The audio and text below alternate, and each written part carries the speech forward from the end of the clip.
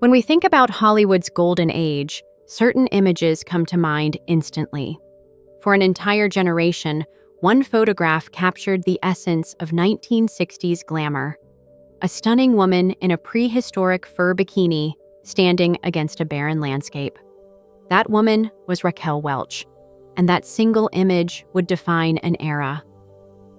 But here's what most people don't know. Behind that iconic photograph was a woman fighting desperately to be seen as more than just a beautiful face. This is the story of how Raquel Welch became one of cinema's most recognizable stars, and why her journey was far more complicated than anyone imagined. Today, we're exploring the real Raquel Welch. The ambition, the struggles, the triumphs, and yes, the controversies that made her one of Hollywood's most fascinating and misunderstood figures. On September 5, 1940, in Chicago, Illinois, a baby girl is born who will one day captivate the world, but her path to stardom begins in the most unexpected way. Her name was Jo Raquel Tejada, daughter of Armando Tejada Aguizo, a Bolivian aerospace engineer, and Josephine Serra, an Irish-American from an educated conservative family. This cultural collision, Latin passion meeting Irish propriety, would shape everything about the woman she'd become. Young Raquel's childhood classmates couldn't pronounce her exotic first name, so they gave her a nickname that stuck. Rocky Little, did they know that this Rocky would need every ounce of toughness that name implied? By 1942, the family had relocated to San Diego when her father transferred to General Dynamics. They settled into a modest stucco home in La Jolla, just 2 blocks from the Pacific Ocean. Soon, Rocky was joined by siblings James and Gail. But beneath the surface of this suburban California life, tension simmered. Her parents' marriage was volatile. Her father's temperamental, passionate nature clashed with her mother's straight-laced sensibilities. For young Raquel, escape came through 2 portals: the discipline of ballet class and the magic of movie theaters. Picture a young girl, eyes fixed on a silver screen, completely transported. For Raquel, the local cinema wasn't just entertainment, it was salvation. You could enter another dimension entirely, she later reflected. Create a reality that belonged only to you. She threw herself into ballet with fierce determination. Dreaming of becoming a prima ballerina hour after hour, she practiced, pushed, perfected. But at 17, her instructor delivered crushing news. Her developing curves made her unsuitable for professional ballet. Most teenagers would have been devastated. Raquel simply pivoted. She transformed herself into an academic powerhouse and star cheerleader, earning straight A's and becoming vice president of her senior class. But even while her peers enjoyed typical teenage beach life, Raquel remained laser-focused on bigger ambitions. Her involvement in the school drama club revealed something important. If she couldn't express herself through dance, she'd do it through acting. The stage became her new canvas. At 19, Raquel married her high school sweetheart, James Welch. Within 12 months, she became a mother to son Damon. Suddenly, she was juggling college courses, caring for an infant, and working as the weather girl at a San Diego television station. Something had to give. She withdrew from college. When daughter Tani arrived in December 1961, the marriage crumbled under the weight of competing dreams and responsibilities. The divorce came in 1964, but Raquel made a calculated decision. She kept her ex-husband's surname. Why? Simple pragmatism. Raquel Welch would open more doors in Hollywood than Raquel Tejada. With 2 small children dependent on her, she headed to Dallas, working as a Neiman Marcus model and cocktail waitress. Her plan was to slowly work her way east to New York, the theater capital. But with only $200 to her name, that cross-country journey proved impossible. California called her back.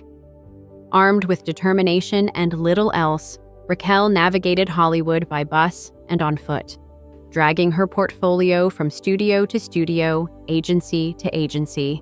She landed minor roles, a few forgettable seconds in Elvis Presley's Roustabout in 1964. She refused to accept this trajectory. Then came the fateful encounter. At a Sunset Boulevard cafe, she met Patrick Curtis, a young Hollywood publicist with ambition matching her own. He offered to manage her career, and together they began crafting something revolutionary: Raquel Welch as a brand. Curtis secured her a role in A Swingin' Summer, a 1965 beach movie. The part was small, but Variety's reviewer wrote something prophetic. "It's impossible to look elsewhere when she occupies the screen." Hollywood executives noticed her screen test at 20th Century Fox led to bizarre pressure. They wanted her to change her name to Debbie. She stood firm. She was Raquel, and Raquel, she would remain. Then came the call that changed everything. Albert Cubby Broccoli, producer of the James Bond franchise, wanted her as his next Bond girl. When Fox studio head Richard Zanuck heard about the Bond offer, he moved quickly, signing Raquel to an exclusive contract. Her first major role? Fantastic Voyage in 1966, a science fiction film where she spent most of her screen time in a skin-tight wetsuit. But while Fantastic Voyage became a box office success, Raquel was already in England, on loan to Hammer Studios for a prehistoric adventure film, 1,000,000 years BC. This was the moment everything changed. The film itself was a remake of a 1940s B-movie, hardly prestigious material. But the promotional photograph of Raquel in that doe-skin bikini became cultural lightning in a bottle. That image didn't just sell a movie, it created a phenomenon. Suddenly, at age 26, Raquel Welch was the most photographed woman on Earth. Her face adorned posters in college dormitories, magazine covers at newsstands, billboards across continents. She had achieved her dream of stardom. But the reality was far different from what she'd imagined. Here's the paradox that would define Raquel's career. She worked tirelessly to become a star, but once she achieved it, she felt imprisoned by her own success. Being a sex symbol was like being a convict, she later confessed. I was trapped inside this image and couldn't escape it. She'd come from a conservative, traditional family. Her upbringing didn't prepare her for becoming a global fantasy figure. The sex symbol thing is part of what I do as an actress, she explained. It's a character I portray. It's part of me, but not my entirety. But Hollywood wasn't interested in her entirety. They wanted the bikini, they wanted the curves, they wanted the poster, not the person. Fox paired her with leading men like James Stewart, Dean Martin, and Frank Sinatra in films like Bandolero and Lady in Cement. In 1969's 100 Rifles, she starred opposite Jim Brown in what became the first major Hollywood film featuring an interracial love scene. She was working constantly, but the roles felt limiting, repetitive. She had ideas, ambitions, artistic visions, nobody wanted to hear them. In 1970, Raquel made a bold choice. She accepted the lead role in Myra Breckinridge, playing a transsexual attempting to conquer Hollywood. The film was controversial, provocative, and utterly different from her previous work. It was also a complete disaster. Critically panned and rejected by audiences undeterred, Raquel and Patrick Curtis, now her second husband, decided to produce her next film themselves. Hanny Calder gave them creative control. But the box office reception remained lukewarm. Here's where another narrative begins, one that would haunt Raquel for decades. Stories began circulating. Raquel Welch was difficult, temperamental, unprofessional, disrespectful on set, impossible to work with. The tales from the Myra Breckinridge production were particularly damaging. She clashed with directors, made demands, refused to compromise. Soon, she earned a label that would stick, one of Hollywood's most uptight divas. But was it true? Or was it something else entirely? In a 1985 interview, Barbara Walters confronted her directly. "You have a reputation for being difficult." Raquel's response was measured.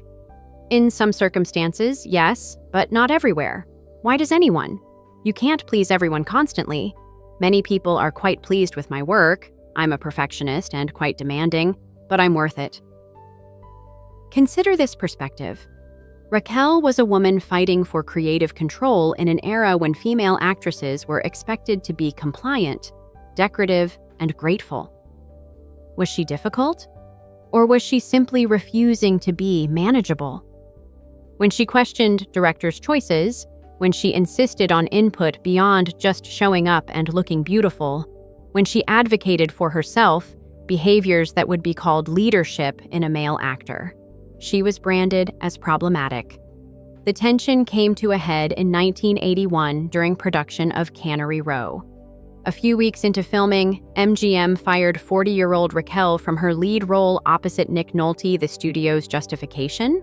She violated her $250,000 contract by insisting on doing hair and makeup at home rather than on set. They replaced her immediately with 25-year-old Deborah Winger. Initially, Raquel suggested she'd accept the dismissal if offered another film, MGM, then run by David Begelman, declined. That was their mistake. Raquel filed a $24 million breach of contract lawsuit. When the case went to trial, her attorney, Edward Mosk, argued it represented arrogant corporate executives acting without regard for human beings. MGM's lawyers portrayed Raquel as a temperamental actress who refused communication when she couldn't have her way. The jury sided with Raquel. She raised both fists victoriously when the verdict was announced. 7 years later, an appeals court upheld the ruling, awarding her $10 million, $20 million in today's currency, $8 million of which was punitive damages specifically for MGM's bad faith. This wasn't just a personal victory. It was a landmark case for actors' rights. Many Hollywood bombshells face tragic declines: addiction, bankruptcy, obscurity. Raquel chose a different path. She launched a successful Las Vegas cabaret act, taking it to Broadway and earning the lead in the musical Woman of the Year. She appeared in television films, including The Legend of Walks Far Woman, where she portrayed a Native American woman across different life stages, a role she considered her finest work. But perhaps most impressively, she reinvented herself as a business entrepreneur, creating a signature line of wigs that became enormously popular and profitable. The woman who'd been told she was just a pretty face built an empire. Raquel Welch's career spanned 50 films. She won a Golden Globe for Best Actress in a Musical or Comedy for The Three Musketeers in 1973. She received a star on the Hollywood Walk of Fame. But her real achievement transcends awards. When Raquel exploded onto screens in the mid-1960s, she represented something fundamentally new the previous decade had belonged to blonde bombshells. Marilyn Monroe, Jane Mansfield. They were soft, vulnerable, breathy.